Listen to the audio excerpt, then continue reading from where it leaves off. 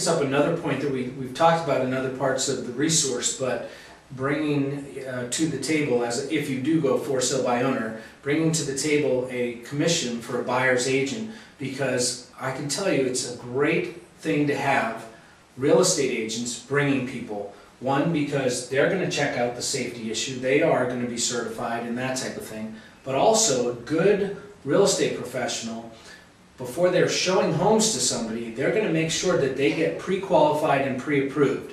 And if somebody has good credit and has the ability to buy your home, there's a lot less chance you're going to have problems with theft or other security issues that could come up. Definitely, and that's another thing. You know, a lot of buyers don't want to deal directly with the seller because of the emotional attachment. So Sure. Even if you're doing the hybrid where you're just getting it listed on the MLS and have your sign out there, you have still a buffer with that buyer's agent. The buyers can say what they want. It, you know, gets filtered, and the emotional part of the transaction is, you know, down here instead of way up here, which is really a huge thing that people don't think about. It is. That's excellent.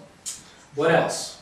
Well, you know, on top of that, something that people don't think about is the contract itself. It is a legal contract, and if you don't, you know, if you're working with a buyer without an agent and you're the seller without an agent, you need to get a hold of a contract. Most people are going to have to find a lawyer. And, you know, some of us have lawyers out there just on the side waiting for us, but a lot of people don't. So that contract, it is a 13-page contract, I think, this year, and there are a lot of details, and there are a lot of pitfalls and a lot of ways you can get into trouble if you don't have some advice on that.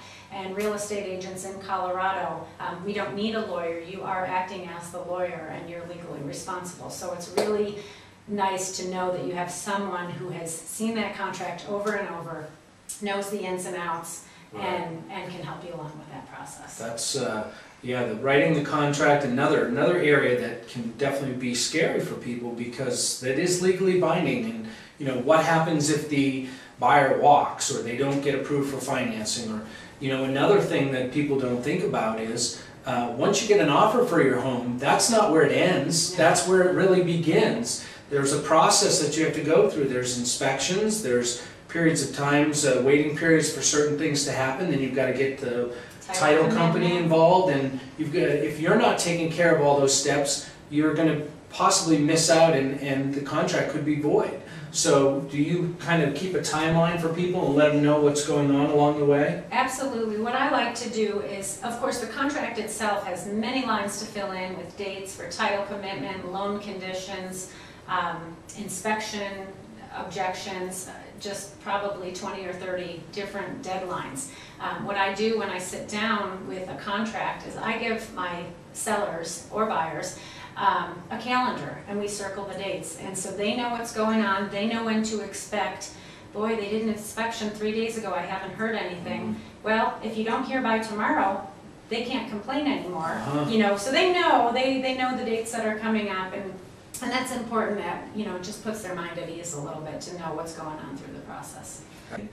Julie shared something with me which I wasn't totally aware of. Why don't you tell us about that?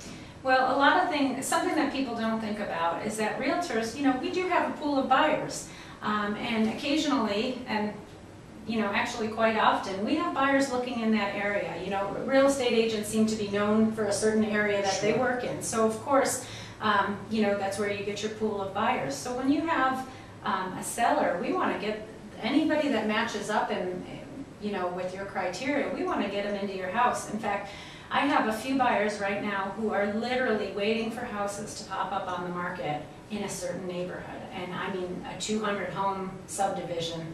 And as soon as it comes up, I have them on an automated search online.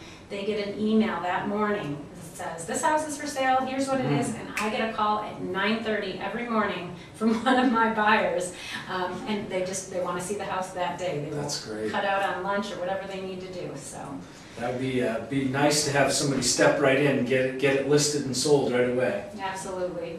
And a few other things is, you know, an agent will provide, they'll do open houses for you and just get the exposure there. And along with those buyers that we have, we have our whole company, Your Castle has 195 agents, and we have a whiteboard. So as soon as I get a new listing, or even sometimes before it goes on the MLS, it's out to those agents. And we have had cases where our homes have sold before we even put the sign on the front yard. Wow, so, that's great, especially in this Best day and age where things tend to stay on the market a little bit longer. Although there are signs things are picking up. So yes, yeah, they that's are. good.